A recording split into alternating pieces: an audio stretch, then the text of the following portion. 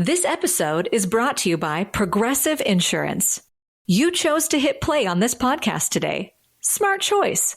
Make another smart choice with Auto Quote Explorer to compare rates from multiple car insurance companies all at once. Try it at progressive.com. Progressive Casualty Insurance Company and Affiliates. Not available in all states or situations. Prices vary based on how you buy. This week, the girls are going back to season 5. For the mini challenge, the queens must create a scent and shoot a commercial. For the maxi challenge, the girls must toast and roast Drag Race royalty Alyssa Edwards. And on the runway, the category was Swept Away. On the main stage, Darlene Mitchell was named the winner of the challenge, while Kenya Pleaser and Juicy Love Dion were placed in the bottom 2. After a lip sync battle for their lives, Juicy was told Shantay, you stay, while Kenya Pleaser was asked the sashay away. It's season 18, episode 11 of RuPaul's Drag Race, and this is the big takeaway.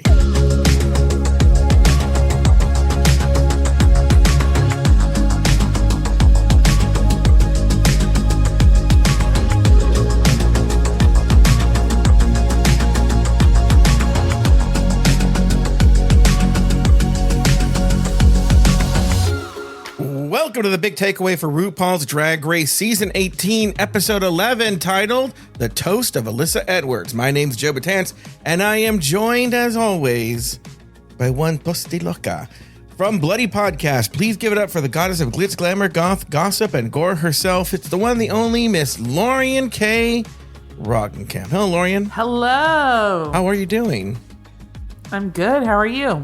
I'm doing well. You were seconds into this, and you're already looking at your phone. What's going on? We ordered food. I thought you ate it. No, I had a snack. Oh.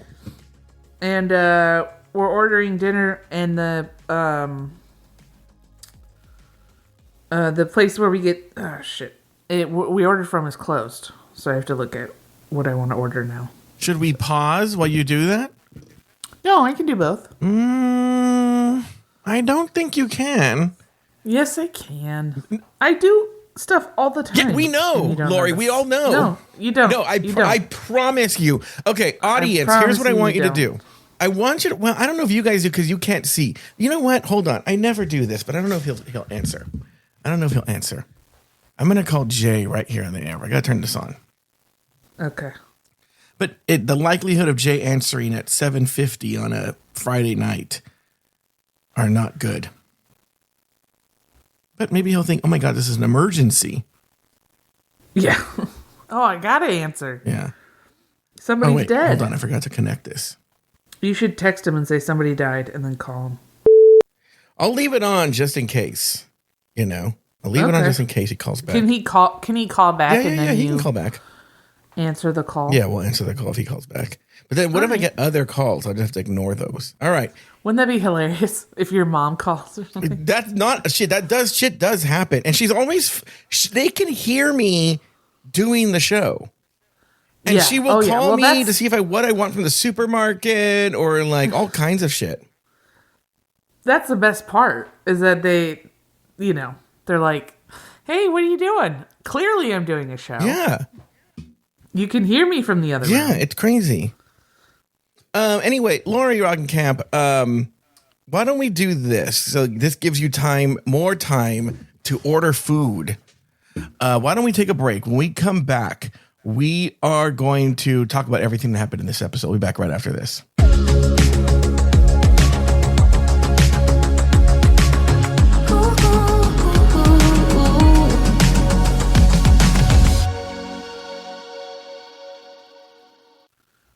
This podcast is supported by MIDI Health. Are you in midlife, feeling dismissed, unheard, or just plain tired of the old healthcare system? You're not alone. In fact, even today, 75% of women seeking care for menopause and perimenopause issues are left entirely untreated. But it's time for a change. It's time for MIDI. MIDI's not just a healthcare provider. It's a women's telehealth clinic founded and supported by world-class leaders in women's health. Their clinicians provide one-on-one, face-to-face consultations where they truly listen to your unique needs. They offer a full range of holistic, data-driven solutions that isn't one-size-fits-all care. This is care uniquely tailored for you. At MIDI, you will find that their mission is clear: to help all women thrive in midlife, giving them access to the healthcare they deserve. Because they believe midlife isn't the middle at all. It is the beginning of your second act. Ready to feel your best and write your second act script? Visit joinmidi.com today to book your personalized, insurance-covered virtual visit. That's joinmidi.com. MIDI, the care women deserve. Refreshing wild cherry cola meets smooth cream. The treat you deserve. Pepsi Wild Cherry and Cream. Treat yourself. This episode is brought to you by Redfin. You're listening to a podcast, which means you're probably multitasking. Maybe even scrolling home listings on Redfin, saving homes without expecting to get them. But Redfin isn't just built for endless browsing. It's built to help you find and own a home. With agents who close twice as many deals, when you find the one, you've got a real shot at getting it. Get started at redfin.com. Own the dream.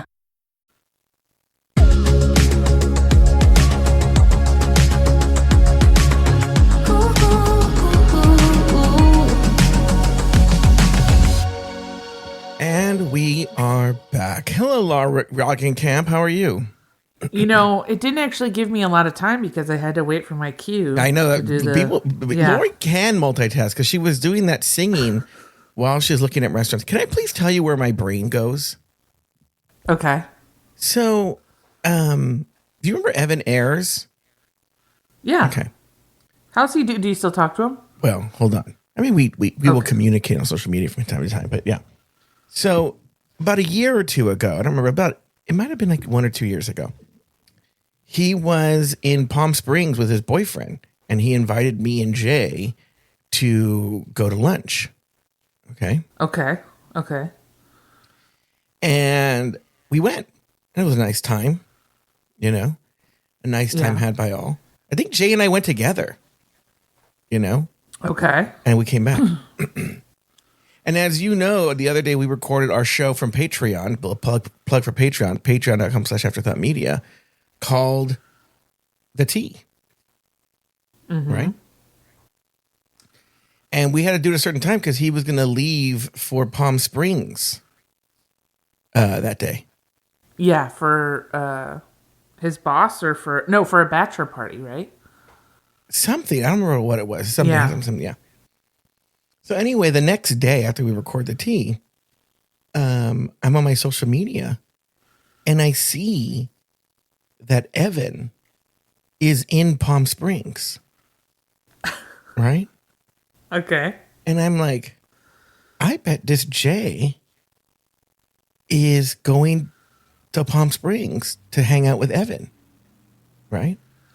You think so? I call Jay and I go, okay. Did you know that Evan is in Palm Springs?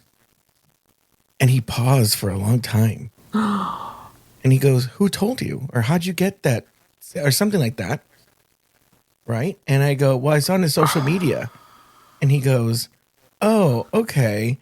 Yeah, Evan and I have been texting back and forth about Survivor. And then Jay very smoothly and wisely changed the conversation to Survivor. And he thinks I just let him do it.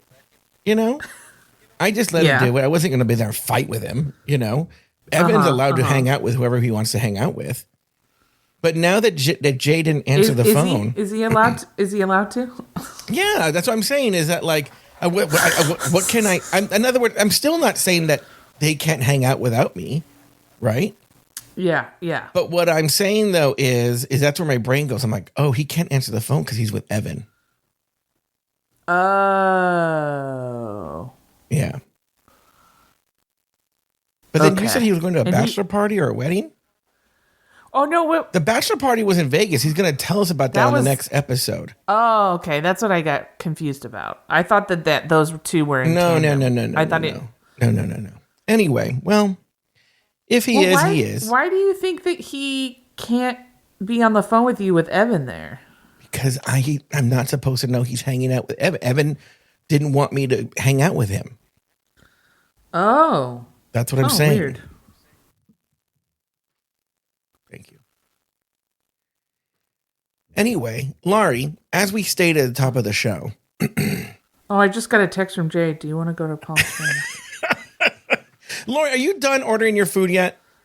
Evan's here, but don't tell Joe. Yeah, no, I'm done. Okay. So let's go over what just happened on this show. So they had a mini challenge where I'm going to talk about this in the main recap, but they had a mini challenge where they had to like create a scent and then make a video commercial for it. Which they were non sequiturs. Those videos were not. Some people, I'm not just fat. I'm fat. Yeah. Essence of Jupiter. Be the person that you want to kill.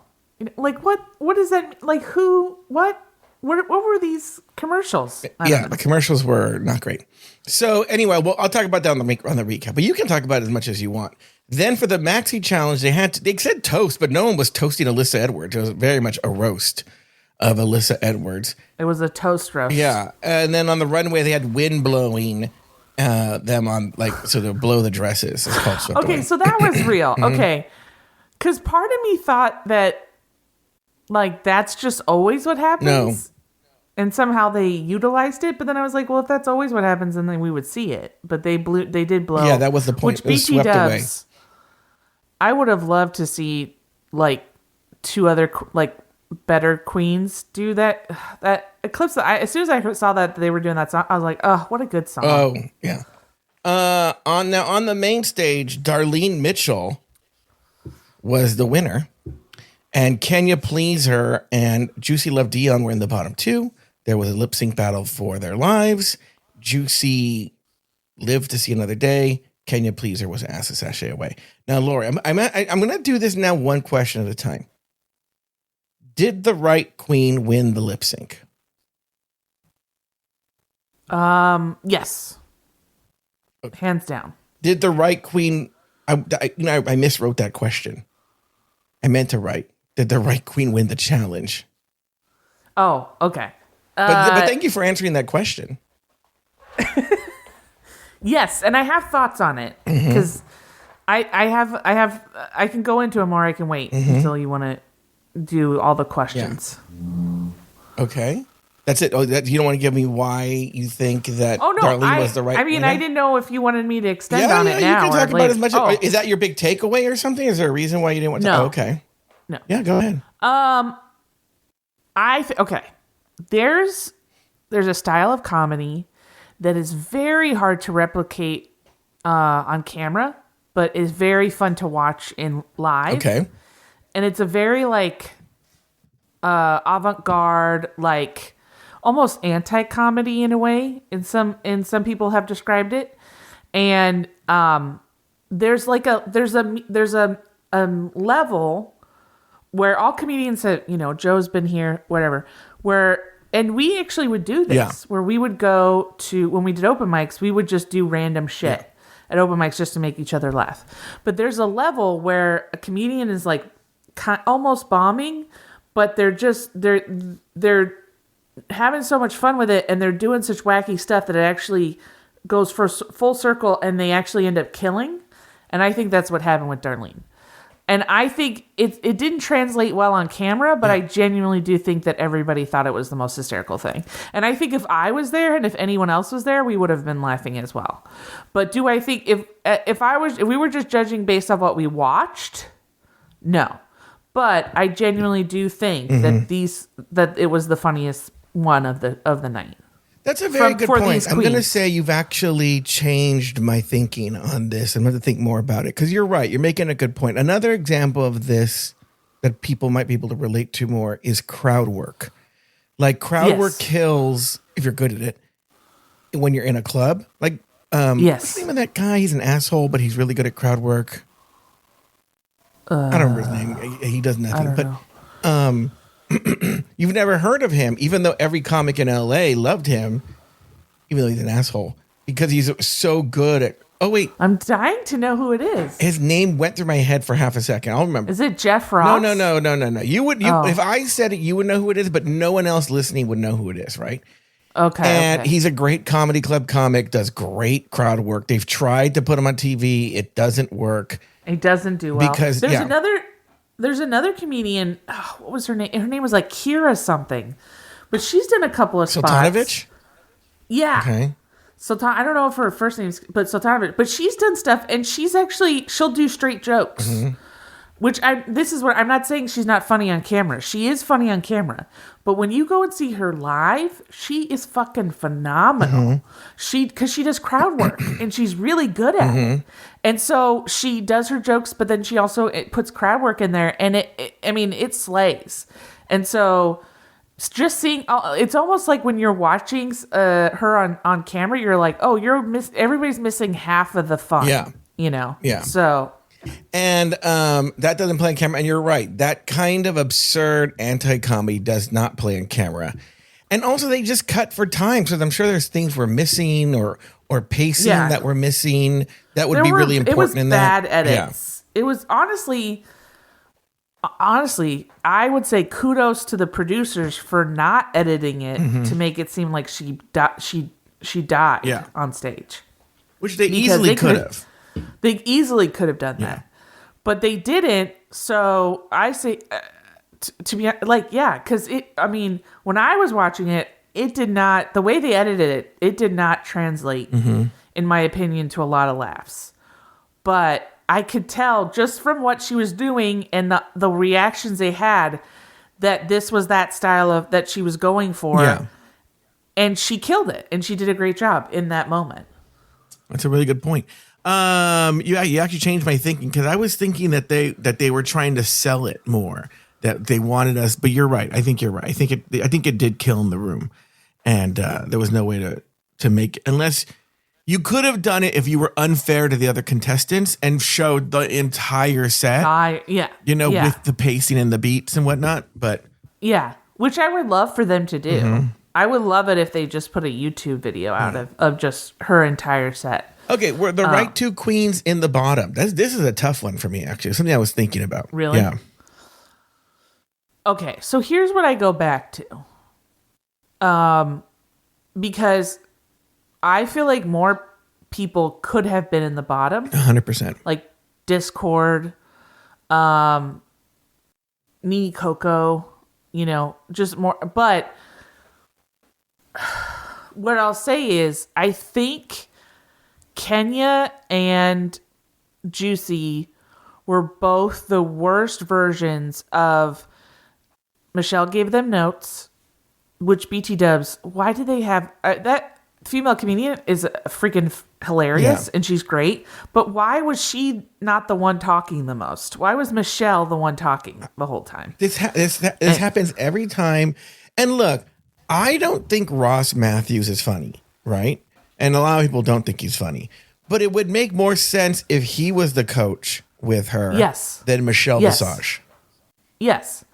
It would be like if Ross Matthews did the singing. Yeah. Helped with the singing. Yeah. Like if they switched chairs and Ross sat in the sing and was helping them coach them on singing, you go, Ross Matthews doesn't know anything about singing. Yeah. And so anyways,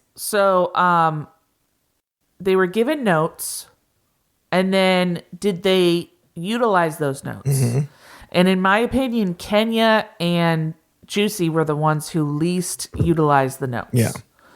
And so that for me is why I think they should be in the bottom. Also, look, Kenya, I think RuPaul, said exactly what I've been saying.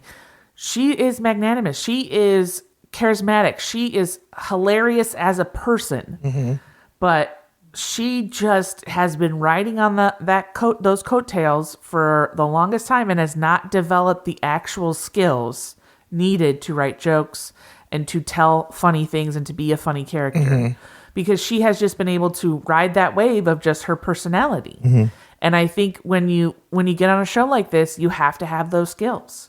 And look how far she got with just her personality. That goes to show how good she is at just being herself and being funny just as herself.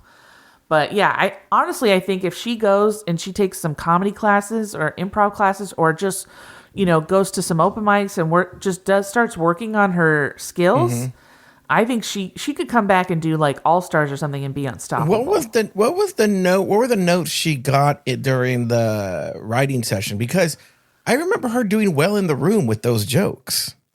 The problem is that it was in the room. It was a small group, it wasn't the on stage, and it was less stakes. Yeah. And, I think that she got away with it because of her charisma again. Yeah.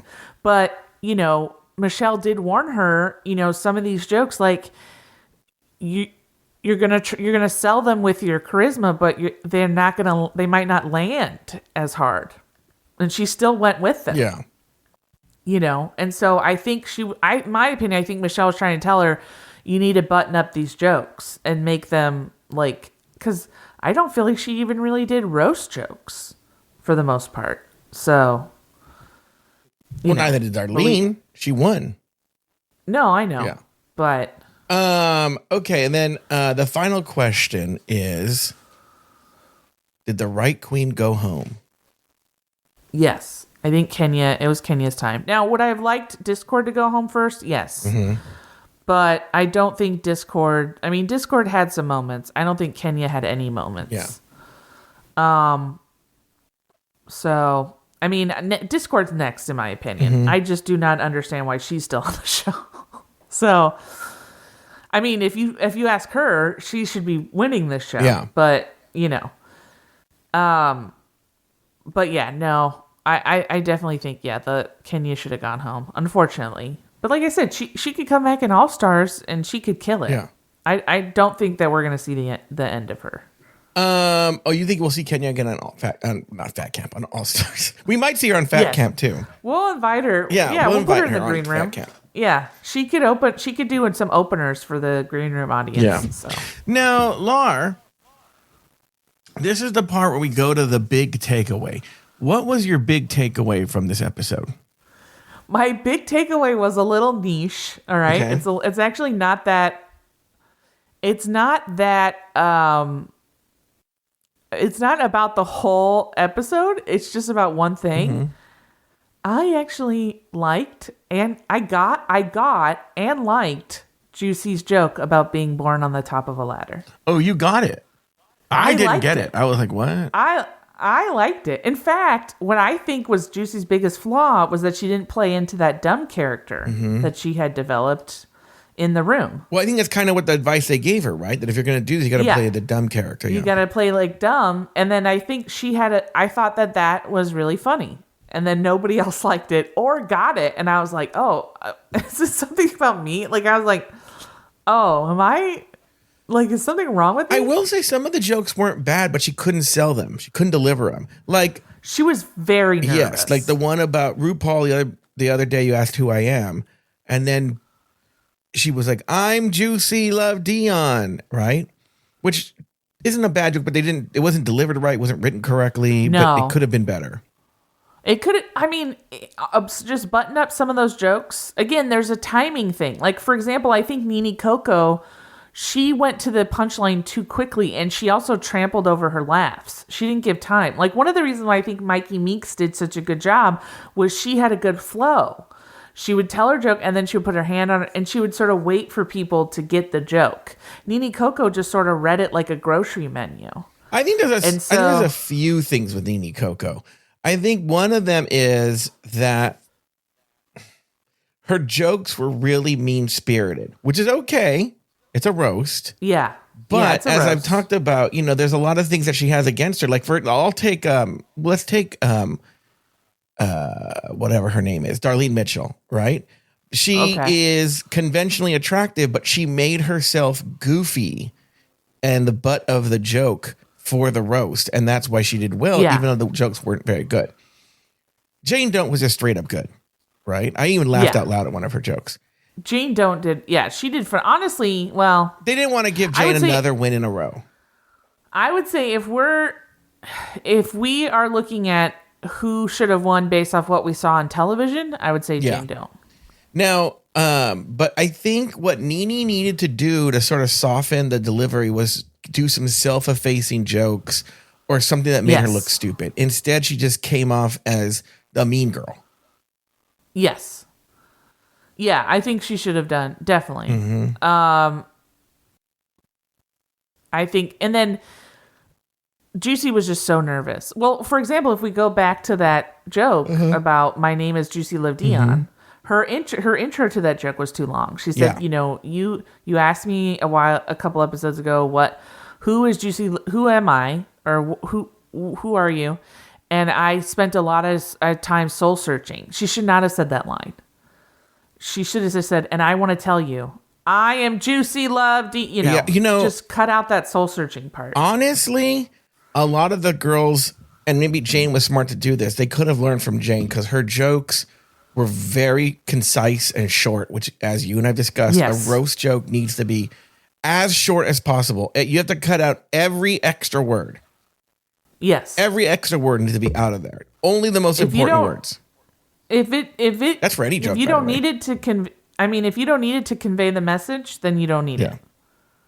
So, she needed to cut. But see, that's the kind of stuff where, and I've lamented this for years when I've guested on these shows, but that's the kind of stuff where I wish they would tell these queens. Like, I wish they had a comedian who would sit down with them and go, take out all these extra words. You don't need all these extra words. Just get to the punchline faster. But they had Michelle Visage going, find your character. Find your voice. Well, you know what's so funny? Such generic bullshit advice. I don't know how to say that comedian's name, but, and neither did RuPaul. But she did say what I've been screaming for a long time, just very kind of like throwaway line, was when Discord was reading her jokes. And she told Mikey, you made a mistake putting her at first, because now I think Discord choked on the delivery, but I remember the jokes weren't bad, right? They just they weren't bad. She was just you could also tell she was very nervous. Yeah. And again, too many words. And also she dropped her glass. Oh yeah, which kind of like shook her up. And she called it out, which if you're going to call it out, say something funny, Don't just be like, oh no, and then. But no, I thought it was funny because in my opinion, what it meant was that she comes from such a dumb family that they gave birth on the top of a ladder. Yeah. You're talking about Juicy. And then and then she fell and hit her head. And then she became even dumber. That was how I interpreted the joke. And so when she said it, I laughed. I thought it was funny. And then no one else laughed. And I was like, and they were like, no, we don't get it. And I was like, oh, okay. I guess I'm the only one. All right. So go ahead. If I highly doubt Juicy's ever going to listen to this podcast, because why would she? But they shouldn't. As people know, I don't want them listening to the podcast. If she does, just know that I got that joke. All right. And I appreciated it. So my big takeaway, I think I've said this kind of stuff before, but I think it was really highlighted in today's Elimination Day episode is, but I'm going to change my position to I struggle with this. But in the Elimination Day, and this speaks to the whole episode, but also just Elimination Day was really just the epitome of this, the epitome, if you will, is that there's no reality TV show narrative going on here. And I can't tell if that's a good thing or bad thing because the girls genuinely like each other. Well, 6 of the girls do. And the one girl that they don't care for that much, they just ignore her and she ignores them. Who's the girl that is it? Discord. Or who's Discord? Yeah. They don't like Discord that much. And Discord's fine with it. And they're not mean to her, that she's just not in the conversation. And because they all like each other and are friendly and they're good people, the conversation seems to be just literally probably really what they would talk about backstage since they're all friends, you know? Yeah. But that doesn't make for necessarily the most compelling reality television. So it's one of these things, I went on this big long rant about, darkness and light and shit like that. And it's one of the things we have to struggle. Like, is that maybe in the times that we're living in, that's okay. Everything's so mean-spirited nowadays that maybe it's okay that this season of RuPaul's Drag Race, they all get along, and it's not the most interesting thing to watch. But it's nice to see drag queens getting along and actually competing based on the merits of the talent show and not trying to, like, sabotage each other. Well, I'm going to play devil's advocate and say, do you think that this is just this is just sort of like, I can't think of the word, but it's just like mediocrity at its finest? Like we're just accepting mediocrity? Because I feel like that's another form of, issues we have where I feel like we're just overall just starting to lower the bar on mediocrity. And then eventually it's just going to be like, if they show up, they win. So I see what you're saying, and I didn't necessarily have that thought in my brain, but I see what you're saying, because then you have things like Alyssa Edwards was there. Now look, she's one of, if not the most famous drag queen to come. Well, no, I'm not famous, but just beloved, I'll say, drag queen to come out of the show, And so when she was on there, I was like, oh, well, that's a real star, So, and I don't see any of them having that star power. But then again, there have been over 200, maybe 300 girls on this on this series so far. And yeah, but also, how long did it take Alyssa to get to that? Yeah, she was a pretty big star to begin with. But people like, what I'm trying to say is people like her are 1 in a million. And like, there've been like 250 girls or something like that, or 300, I don't know how many there've been, right? But there's only like you could probably count under 10 of any drag queens who've been in the show who have that level of star power.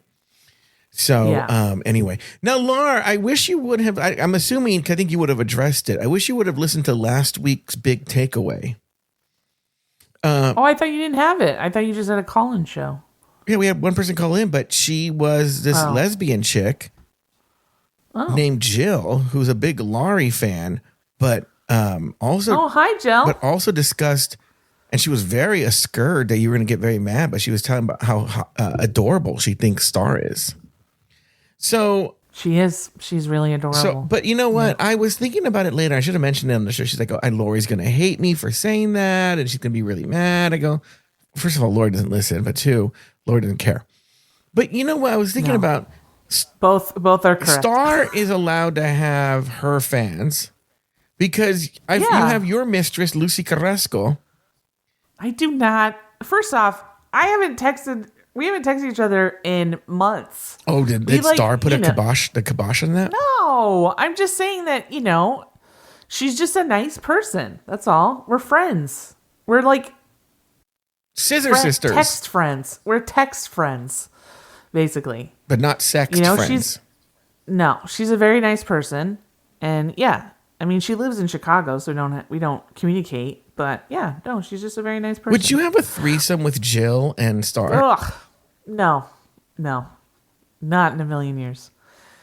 No, I mean, I don't believe that that jealousy is a good role to play in any relationship. Mm-hmm. If somebody's going to cheat, they're going to cheat. There's really nothing you can do about it. Sure. And so I'm not saying Jill that's her end game, but I trust Star immensely. And also, why would I get mad for somebody pointing out things that I see in Star? Like, she's freaking adorable and hot and sexy and caring. So if somebody else thinks that, then of course I'm gonna be like, no, she totally is, and she's my wife, sucker. So. All right. Well, that's going to do it for this week's episode of The Big Takeaway. Be sure to join us next week as Lauri and I continue to give our gut reactions, first responses, and initial impressions of each brand new episode of RuPaul's Drag Race Season 18. So for Lauri and Kay Roggenkamp and myself, I was born on the top of a ladder. Thank you for listening to Drag Race Recap, part of the Afterthought Media Network. If you loved this episode, be sure to follow the show wherever you get your podcasts and leave us a 5-star rating and review. It really helps us grow. For bonus episodes, early releases, and exclusive content, join us at patreon.com/afterthoughtmedia. Special thanks to these expensive tier Patreon supporters: Supernova Ghoul, Braxton Cahill, Polly Amory, Graham Crackers, Little Delicious, Mike Yeager, Efren Barboza, Pilskit Pony, Scott Dreyer, Myra FG, Emily Tully, Travi Cosmos, Tom Bombs, Jackie Chirinos, Mary Shine, Lucy Carrasco, Astute Girl, Dave, Alona, Runner Brandon, Humble Pie, E. Smith, J. Thomas Plank, Nikki Pettit, Trots Away, Doofus Maximus, Anakins, Kathy Zender, Nikki Baker, Peter, Derek Byers, Clinton Williamson, Coco San Pedro, Poppy Woods, Jazzy Ray, Lauren Eckert, Brad Coley, Katie Whitmire, A.J. Norris, and Sarah Yu. Drag Race Recap is an Afterthought Media podcast.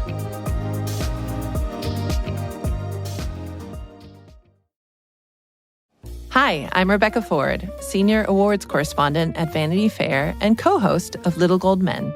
Oscar season is upon us. Little Gold Men takes you behind the scenes of the race for the biggest prize in Hollywood. There's 100 wrestlers in the room, but only one can be Oscar nominated.